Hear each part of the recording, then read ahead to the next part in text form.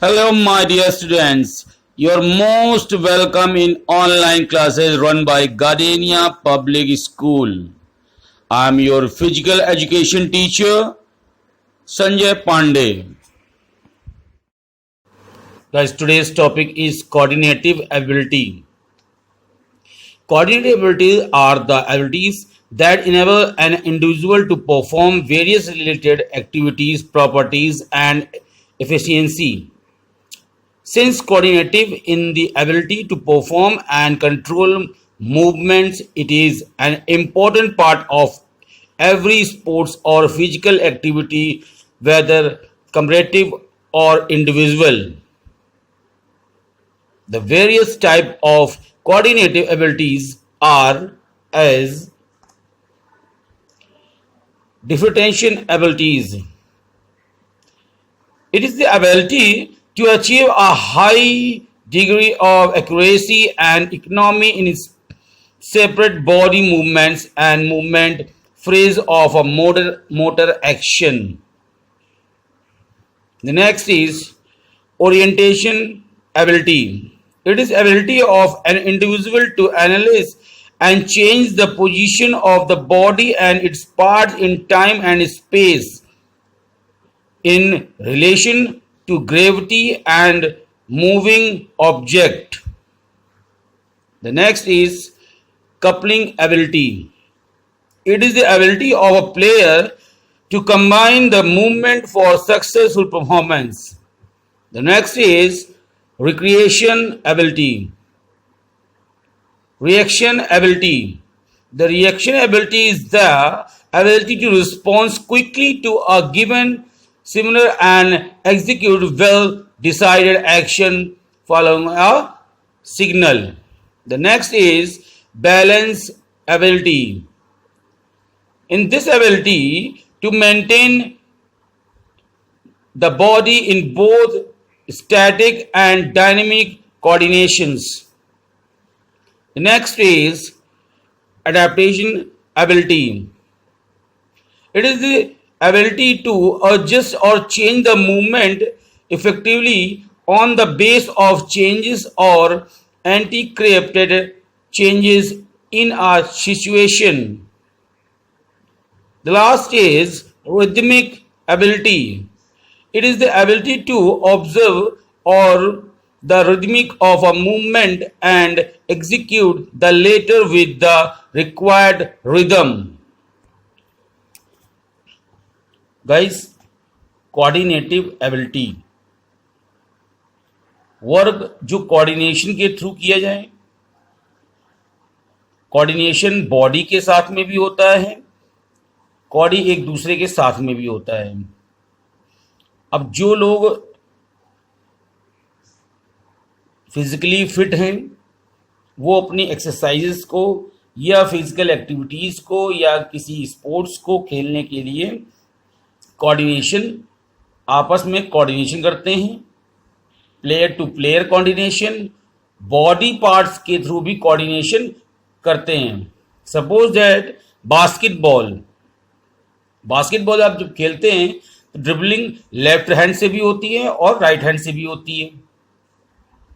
Football आप right leg का भी यूज करते हैं और लेफ्ट लेग का. तो दोनों पैरों का कॉम्बिनेशन होना जरूरी है और उस कॉम्बिनेशन के साथ में जो मूवमेंट है, जो फ्लेक्सिबिलिटी है, जो एंडोरेंस है, जो स्पीड है, वो भी साथ में बनी रहे. इसका मतलब आपको जो कोऑर्डिनेशन करना है वो अपनी स्पीड, अपने एंडोरेंस, अपनी फ्लेक्सिबिलिटी और अपनी स्किल, इन सभी का एक कोऑर्डिनेट बना करके इनका कोऑर्डिनेशन करके तब आपको गेम खेलना है.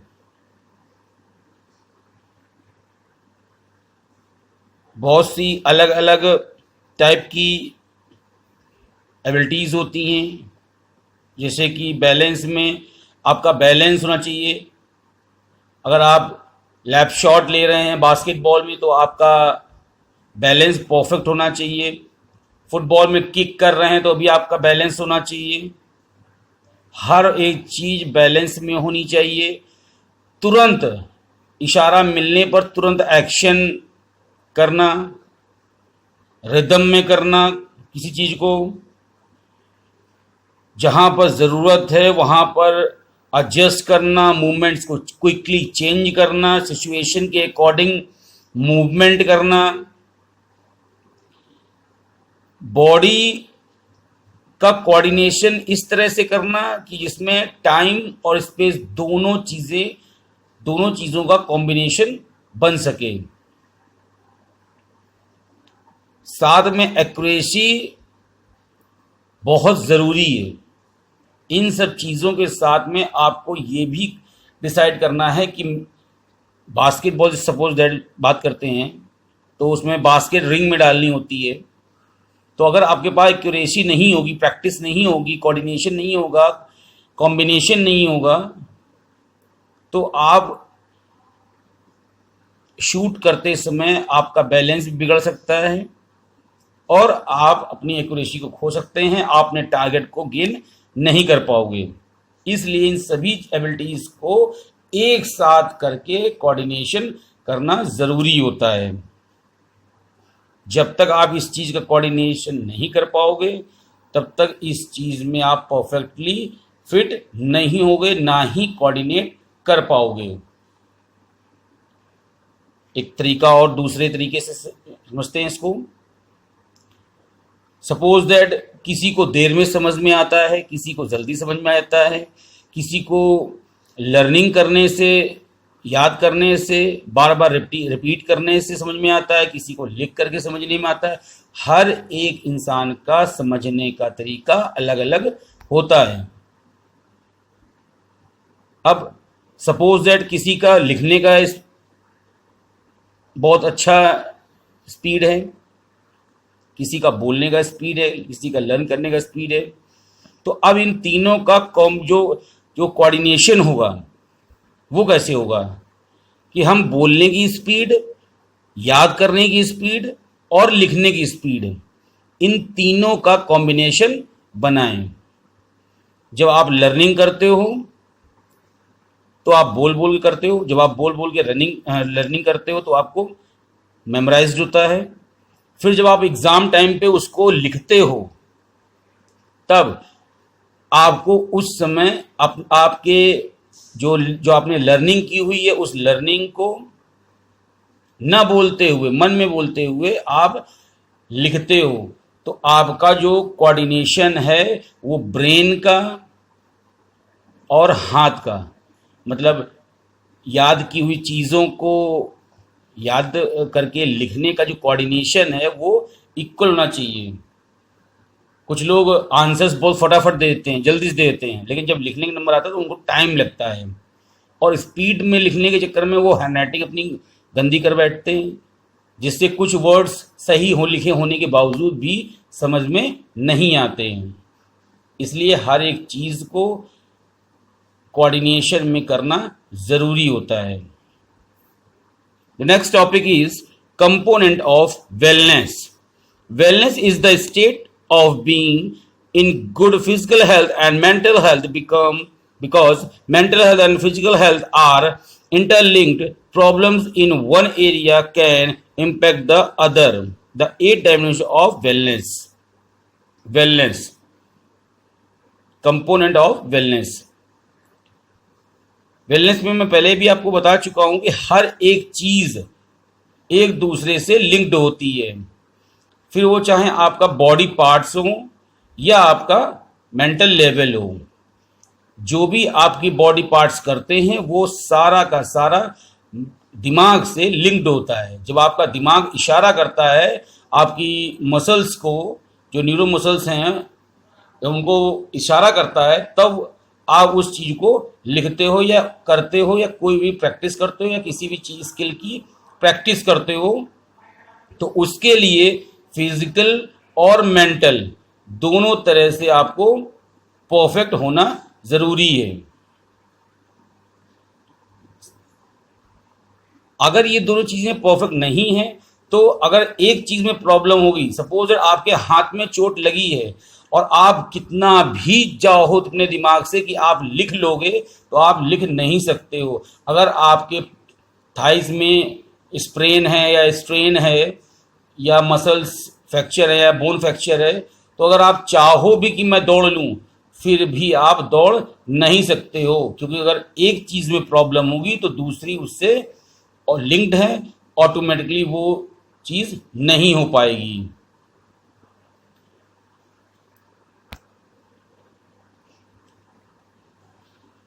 The 8 dimensions of wellness are environmental, intellectual, physical, emotional, financial, social, spiritual, occupational। ये 8 तरह के वेलनेस के कंपोनेंट्स हैं। इनमें से अगर एक भी अगर आप एक भी कंपोनेंट में प्रॉब्लम है तो आपका रिदम पूरा बिगड़ जाएगा। चलिए आइए समझते हैं कि ये 8 कंपोनेंट्स हैं क्या। The first is emotional wellness, coping effectively with life and creating satisfying relationship। किसी चीज को या अपनी लाइफ को स्मूथली चलाने के लिए आपका सेटिस्फाई होना ज़रूरी है, फिर वो चाहे आपकी लाइफ पर्सनल लाइफ हो या आपके रिलेशनशिप्स हों। अगर आप के जो रिलेशनशिप हैं या जो भी टर्म्स हैं इमोशनली जो कनेक्टेड होते हैं, अगर उनमें वेलनेस नहीं है, उसमें अगर आप सेटिस्फाई नहीं हैं, सेटिस्फैक्शन नहीं है, तो आपको प्रॉब्लम क्रिएट होगी और उस प्रॉब्लम की वजह से आप अपने टारगेट से, अपनी हेल्थ से या मेंटली आप डिस्टर्ब हो सकते हो। और जब आप उस चीज़ से डिस्टर्ब होगे तो ऑटोमेटिकली आप अपना वर्क नहीं कर पाओगे। The next topic is environmental wellness.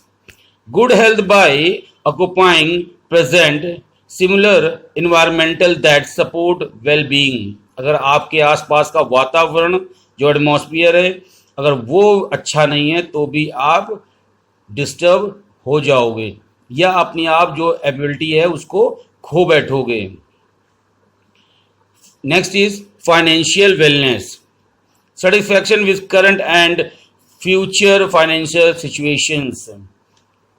अगर आपकी प्रेजेंट की और फ्यूचर की फाइनेंशियल प्रॉब्लम, फाइनेंशियल जो सिचुएशन है अगर वो परफेक्ट नहीं है तो आप किसी भी सूरत में सेटिस्फाई नहीं हो पाओगे। क्यों?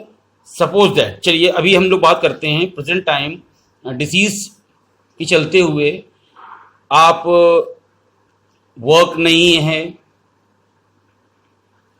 जॉब्स नहीं है पूरी तरह से, जिसकी वजह से जो आपका फाइनेंशियली सेटिस्फैक्शन है वो डाउन हो चुका है। फाइनेंशियली आपको बहुत सी प्रॉब्लम्स को फेस करना पड़ रहा है। उन प्रॉब्लम्स को फेस करने की वजह से आप जो चीज़ करनी चाहिए उस चीज़ को नहीं कर पा रहे हो। सपोज दैट आपको कोई चीज़ खरीदनी है लेकिन आपकी पॉकेट अलाउ नहीं कर रही है कि आप उस चीज़ को परचेज कर सकें, तो इससे भी आपको एक डिस्टरबेंस, जब आप उस चीज़ को परचेज नहीं कर पाओगे तो आपको एक उलझन रहेगी। सपोज दैट एक मैच्योर पर्सन है, फैमिली है, उसकी 2 बच्चे हैं। सपोज दैट उसे डेली बच्चों के लिए कुछ न कुछ चीज़ें लाता है या कुछ भी बच्चों की डिमांड्स होती हैं, उन डिमांड्स को वो पूरा करता है, बट किसी फाइनेंशियली प्रॉब्लम की वजह से अगर वो उन डिमांड्स को या उन चीज़ों को परचेज नहीं कर पाता है तो वो उसे एक सेटिस्फैक्शन जो होता है, जो बच्चों को या किसी को हेल्प करके जो या किसी चीज़ को दे करके जो उसको सेटिस्फैक्शन मिलता था वो सेटिस्फैक्शन उसे नहीं मिल पा रहा, जिसकी वजह से वो डिस्टर्ब हो जाता है, उसे स्ट्रेस हो जाता है। तो उस कंडीशन में भी ना ही वो प्रॉपर अच्छे तरीके से वर्क कर सकता है, ना ही किसी काम को कर सकता है। बहुत सारी प्रॉब्लम्स आती रहती हैं। The next is intellectual wellness, recognising creative ability and finding way to expand knowledge and skill। जो आपके दिमाग की क्रिएटिविटी है, सोचने की, नई नई चीज़ों को निकालने की, अपने नॉलेज को बढ़ाने की, अपने स्किल्स को डेवलप करने की, अगर उस एबिलिटी को अगर आप खो बैठते हो तो उससे भी स्ट्रेस की वजह से उस पर भी इम्पेक्ट पड़ता है, और आप उसे भी, अगर आपके दिमाग में कोई स्ट्रेस है, कोई टेंशन है, तो उस टेंशन की वजह से आप उसे भी पूरी तरह से परफेक्टली नहीं कर सकते हो, और जब आप उस चीज़ को परफेक्टली नहीं कर सकते हो तो आपका ये वेलनेस भी डाउन हो जाएगा। Next is occupational wellness, personal satisfaction and enrichment for one work. जब आपको किसी काम से सेटिस्फैक्शन नहीं मिलता है, या उस चीज़ से आप जिस चीज़ से आप ज़्यादा आपकी आकांक्षाएं जुड़ी होती हैं, बहुत सी चीज़ों को आप चाहते हो कि मैं ये वर्क करूं और इस वर्क से मुझे ये चीज़ मिल जाए, और वो नहीं मिलती है, ये भी स्ट्रेस की वजह से होता है। अगर आप मेंटली और फिजिकली फिट नहीं हैं तो आपको इससे भी प्रॉब्लम हो जाती है। Next is physical wellness, recognizing the need of physical activity, healthy food and sleep। Proper तरीके से अगर आपको खाना नहीं मिलता है, अच्छी डाइट नहीं मिलती है, हेल्दी खाना नहीं मिलता है, प्रॉपर आप सो नहीं पाते हो 8 घंटे, 7 से 8 घंटे की नींद अगर आप नहीं सो पाते हो तो भी आपको प्रॉब्लम हो जाती हैं, या आप किसी फिजिकल एक्टिविटीज़ को नहीं कर पाते हो तो भी आप अपनी फिजिकल एबिलिटी को खो बैठते हो। Next topic is social wellness, developing a sense of connection, belonging, a well development support system. जब आप मेंटली और फिजिकली रूप से फिट नहीं होते हैं तो जो आपके आसपास के लोग होते हैं, समाज होता है, आप उससे भी नजरें, सपोज जब आपको कोई प्रॉब्लम होती है तो आप थोड़ा सा हिचकिचाते हो किसी से मिलने में कि नहीं मैं इनसे नहीं मिलना चाहता या मैं इनसे नहीं मिलना चाहता। वो इसी वजह से कि आप समाज में इसलिए इंक्लूड नहीं हो पाते हो क्योंकि आपकी कुछ स्ट्रेस की वजह से, आपकी प्रॉब्लम्स की वजह से, आप उन प्रॉब्लम्स को फेस करने में अपने आप को बहुत डाउन फील करते हैं, जिसकी वजह से आपको समाज में मिक्सअप होने में या समाज में खड़े होने में आपको कुछ न कुछ प्रॉब्लम होती है। साथ में next point is spiritual wellness, expanding a sense of purpose and meaning in life. सबसे बड़ा जो वेलनेस होती है वो होती है स्पिरिचुअल। जो आप किसी चीज करते रहते हो बार बार बार बार, हर इंसान चाहता है कि भगवान मुझे ये दे दो, भगवान मेरा ये काम हो जाए, भगवान ये ऐसा हो जाए, भगवान ये हो जाए, लेकिन भगवान से मांगने से और फिर भी आप अगर कोई सक्सेस नहीं मिलती है तो आपका कहीं ना कहीं स्पिरिचुअल जो वेलनेस होती है, भगवान के प्रति जो आस्था होती है वो कम होने लगती है कि भगवान मुझे ऐसा करते नहीं। जबकि इसका इफेक्ट जस्ट उल्टा है। आप जो भी काम करोगे आपको उस काम के अकॉर्डिंग आपका जो भी रिजल्ट होगा वो मिलेगा। आप जब तक वर्क नहीं करोगे, काम नहीं करोगे, तब तक उस काम का आपका जो भी रिजल्ट होगा वो नहीं मिलेगा। आप एग्जाम देते हो तो आपको रिजल्ट मिलता है, आप कॉपी लिखते हो तो आपको रिजल्ट मिलता है, आप लर्न करते हो, पूछे जाने पर आप सुना देते हो तो आपको उसका रिजल्ट मिलता है, और जब आपको उसका रिजल्ट मिलता है तो आपकी एक इमेज बनती है। तो ये सारे के सारे 8 जो कंपोनेंट्स हैं ये वेलनेस के हैं। अगर इन आठ कंपोनेंट्स में अगर कुछ भी प्रॉब्लम होती है तो आप किसी भी एक पॉइंट को अगर आप लूज करते हो तो आपका पूरा का पूरा जो वेलनेस है वो डिस्टर्ब हो जाता है। The next is components of health related fitness. Fitness is a broad term and a complex subject. It includes both health and skill-related fitness. Its main aim it is to achieve and maintain those specific qualities which enhance the work efficiency to the individual and his and her stand of health. It can be done through proper nutrition, regular and proper physical activities, effective stress prevention and control of diseases, and by getting rid of harmful habits.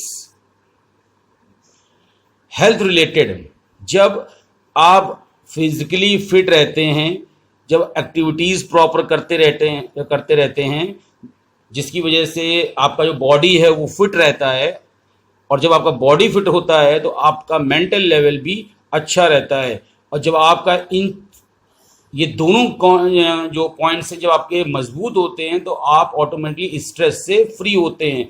जब इंसान stress में होता है, mature person की बात, कभी कभी आदमी आपने देखा होगा कि बहुत से लोग होते हैं वो अल्कोहल का सहारा या किसी और चीज़ का सहारा लेते हैं और बोलते हैं नहीं वो स्ट्रेस फ्री करने के लिए। ये स्ट्रेस के लिए नहीं होता है, बल्कि उससे आप और स्ट्रेस फील करते हो, क्योंकि कहीं ना कहीं आप उसमें आपका जो फाइनेंशियली है वो इन्वेस्टमेंट जो है वो गंदा है, गलत हैबिट्स हैं। उन गलत हैबिट्स के चक्कर में आप और भी ज़्यादा अपने आप को स्ट्रेस में पहुंचा लेते हो। कुछ समय के लिए तो आपको लगता नहीं है, you are feeling good, but after that you are feeling so bad because taking drug, taking alcohol medicine और अदर बैड हैबिट्स, इन सारी चीज़ों की वजह से आपको प्रॉब्लम्स होती रहती हैं। Now the component of health related fitness, there are some components are here: cardiovascular endurance, muscular strength, muscular endurance, flexibility and body composition.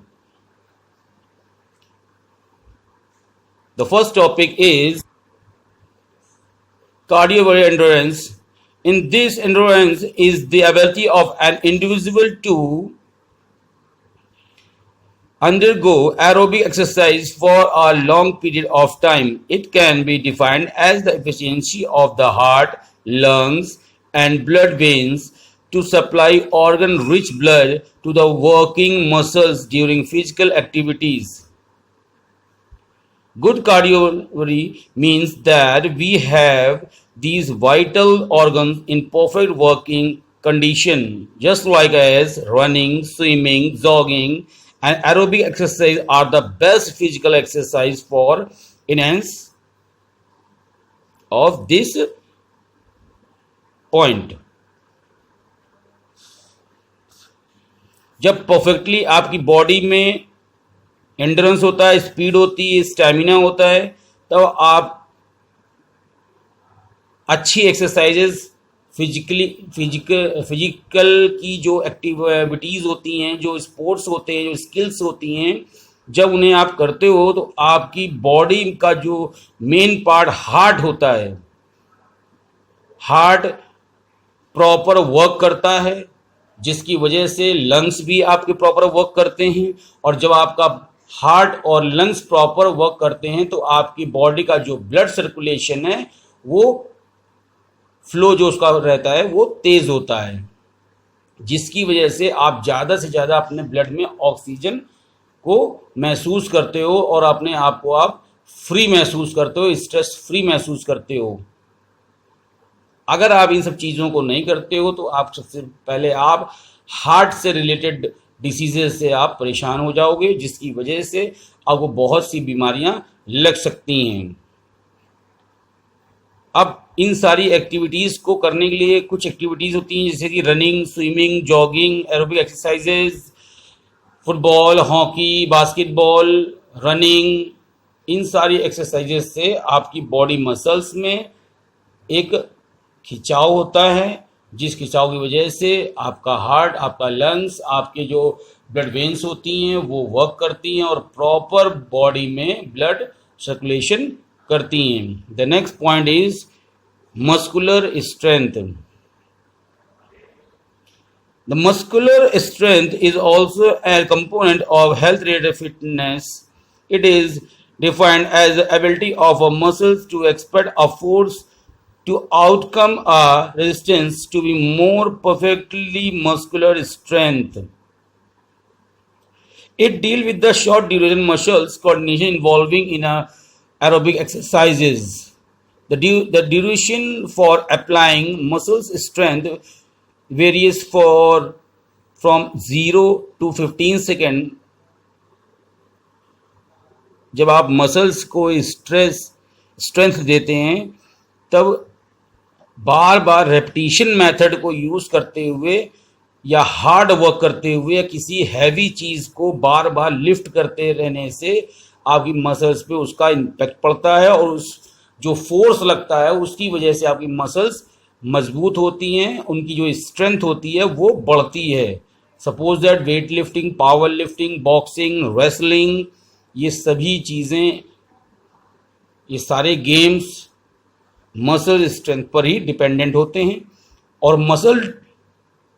को इसकी या मसल्स की स्ट्रेंथ को बढ़ाने के लिए जब आप pushups, pull ups, bench, squat, leg press, curling, shoulder, biceps, जब ये इन सारी चीज़ों की आप एक्सरसाइज करते हैं इंक्लूडिंग थाइज, काफ, एंकल, जब इन सारी जगहों की मसल्स की आप अच्छे से एक्सरसाइजेस के थ्रू इनको आप स्ट्रांग बना लेते हो तो ऑटोमेटिकली आपकी बॉडी के अंदर एक स्ट्रेंथ, एक क्षमता वर्क को करने की, हैवी वर्क को करने की बढ़ जाती है, जिसकी वजह से आपका बॉडी का जो स्ट्रेंथ है वो ऑटोमेटिकली ग्रोथ करता है. आज आप 50 किलो की चीज़ उठा रहे हो, कल आप 60 किलो की, उसके बाद 70, उसके बाद 80, इस तरह से आपकी बॉडी का स्ट्रेंथ बढ़ता रहता है. The next topic is muscles endurance. Muscles endurance the ability of a muscle or group of muscles to make repeated contact again resistance over a long period of time. Muscles endurance depend on the lower twist muscles flexible. It can be enhanced through exercise such as jogging, cycling, walking, running, and maximum 10 to 15 minutes and 15 to 20 minutes also. Muscles endurance. जब आप muscles की बार बार practice करते हैं, बार बार practice करने से आपकी muscles पे impact पड़ता है और उस इम्पैक्ट की वजह से आप अपनी जो एंडोरेंस है, जो आप क्षमताएं हैं, उन क्षमताओं को आप बढ़ाते रहते हो. ये एक लॉन्ग पीरियड की और जो एक्सरसाइजेज होती हैं उनसे होता है. सपोज दैट जॉगिंग, रनिंग, ये सारी चीज़ें, साइकिलिंग, स्विमिंग, ये सारी चीज़ें आपके लॉन्ग टाइम की होती हैं, लंबे समय तक की जाने वाली एक्सरसाइजेज होती हैं जिनकी वजह से आप वर्क करते हो. जब आप इन लंबे समय की एक्सरसाइजेज को करते हो तो आपके अंदर की जो क्षमताएं होती हैं वो धीरे धीरे ग्रोथ करने लगती हैं, बढ़ने लगती हैं. इससे आपके अंदर की स्पीड और आपके अंदर का पावर इंक्रीज होता है. The next is flexibility. Flexibility, the range of motion of joint or the ability of joint to move through a full range of motion. Flexibility decreases the amount of the time needed by an athlete to perfect target move. Flexibility can be enhanced by performing physical activities such as swimming and stretching exercises. While performing stretching exercises, it is important to go, show and hold the position for an approximate time. Yogasan can also be beneficial for improving flexibility. Muscles endurance, muscles strength के साथ में flexibility बहुत important होती है. Flexibility आपके joints को free करती है, मजबूत करती है, उनके मूवमेंट्स को बढ़ाती है, उनकी रेंज को बढ़ाती है. बार बार किसी चीज़ को मसल्स पे बार बार मूवमेंट कराने से उस मसल्स में खिंचाव होता है और वो मसल्स आपकी फ्री हो जाती हैं. जब आपकी मसल्स फ्री हो जाती हैं तो इंजरीज लगने का जो एक डर होता है वो कम होता है. इसके लिए सबसे बेस्ट ऑप्शन होता है योगा. योगा से आप सबसे ज़्यादा फ्लेक्सिबिलिटी पा सकते हो. आपका वेट कुछ भी हो, आपका हाइट कुछ भी हो, आपका ग्रोथ कुछ भी हो, लेकिन योगा करने से आपके अंदर की बॉडी की जो फ्लेक्सिबिलिटी है वो बढ़ जाती है. और जब आपकी ये फ्लेक्सिबिलिटी बढ़ जाती है तो ऑटोमेटिकली आपका जो एक पावर है वो भी इंक्रीज कर जाता है। The clear. The next and last point is body compositions. Body composition is the percentage of lean body mass, bones, tendons, muscles, water, ligament, organ, etc. In comparison to body fat percentage, which varieties for person to person, a healthy amount of fat for a man is 15% to 18%, while that for the women's 20 to 25%. अब body का हर एक चीज का एक अपना एक limit होता है, हर एक चीज की एक बॉडी में हर एक चीज का एक अपना इम्पोर्टेंस है, एक लिमिट है। उस लिमिट से अगर ज़्यादा होता है तो प्रॉब्लम हो जाती है और कम होता है तो भी प्रॉब्लम आती है। जैसे कि बोन्स की जो डेंसिटी है, बोन्स की जो ग्रोथ है वो एक की होती है। अगर बोन डेंसिटी ज़्यादा है तो आपका वेट ज़्यादा हो जाएगा और वो वेट कम नहीं हो सकता है क्योंकि आपकी बोन डेंसिटी ज़्यादा है। अगर बोन डेंसिटी कम है तो आपका बोन बढ़ नहीं सकता है, वो वैसा का ही वैसा रहेगा। और बोन डेंसिटी अगर कम है तो उसकी वजह से आपकी हड्डियां कमज़ोर रहेंगी। Tendons, muscles, ligament, organs. अब टेंडेंस, मसल्स और लीगामेंट्स की बात करें तो जितना प्रेशर आप देंगे मसल्स, लीगामेंट्स, टेंडेंस पर तो उतना ही मसल्स की जो स्ट्रेंथ की बात की थी, जो मसल्स एंडोरेंस की बात की थी और फ्लेक्सिबिलिटी की बात की थी, ये सारी की सारी चीज़ें आपके लीगामेंट्स, टेंडेंस और मसल्स पर डिपेंड करती हैं। साथ में वाटर, बॉडी में पानी की भी मात्रा एक परसेंटेज लिमिट है, उस लिमिट तक ही बॉडी में पानी की मात्रा होनी चाहिए। अगर उससे ज़्यादा होती है तो भी आपको प्रॉब्लम होती है और उससे कम होती है तो भी आप डिहाइड्रेशन का शिकार हो जाते हो। Next, organ. ऑर्गन भी इसी में आते हैं। और आप किसी भी चीज़ की कैपेसिटी को आप बढ़ाने लगोगे तो ऑटोमेटिकली उस चीज़ की कैपेसिटी बढ़ जाती है। सपोज दैट अगर आप खाते हो, खाने की बात करें तो अगर आज आप 4 रोटियां खाते हो तो आपकी कैपेसिटी जो लीवर, जो पेट की जो कैपेसिटी है वो 4 रोटियों की है। अगर आप इसे धीरे धीरे बढ़ाने लगते हो तो ऑटोमेटिकली ये 4 से 5, 5 से 6, 6 से 7 हो जाती है और धीरे धीरे बढ़ती है। और जो आपका पेट होता है वो जस्ट एक गुब्बारे की तरह होता है। आप कभी किसी एक गुब्बारे को फुलाएंगे तो वो अपना ओरिजिनल शेप खो देता है। जब उसमें हम एयर ब्लो करते हैं तो वो अपना ओरिजिनल शेप छोड़ देता है और जब उसमें हवा निकल जाती है तो पहले से का जो साइज़ होता है उस साइज़ से कुछ उसका साइज़ बड़ा हो जाता है। ऐसा बार बार करने से जो बलून होता है वो अपना शेप बदल देता है। अगर 1 इंच का बलून है तो बार बार एयर ब्लो करने से वो इंक्रीज हो करके 1.8 और 1.9 तक वो पहुंच जाता है। क्यों? क्योंकि उसकी कैपेसिटी को बार बार बढ़ाया जा रहा है, उसकी स्ट्रेंथ को बढ़ाया। सेम है ऑर्गन्स में भी होता है भाई। बॉडी में अगर हम हर चीज़ को ज़्यादा करेंगे, ज़्यादा मिनरल्स, न्यूट्रिशंस ज़्यादा लेंगे और उसका वर्क नहीं करेंगे, उतना वर्कआउट नहीं करेंगे तो वो हमारी बॉडी में ही स्टोर हो जाएंगे और हमारे ऑर्गन्स को इफ़ेक्ट करेंगे, जिसकी वजह से हमारी बॉडी की जो ऑर्गन्स हैं वो इफेक्टिवली ग्रोथ करने लगेंगे, ना कि मसल्स ग्रोथ करेंगी। क्लियर है आप सभी को? This is the last topic of your chapter. Now your chapter is complete. Write all the points, all the topics in your notebook. Clear, guys?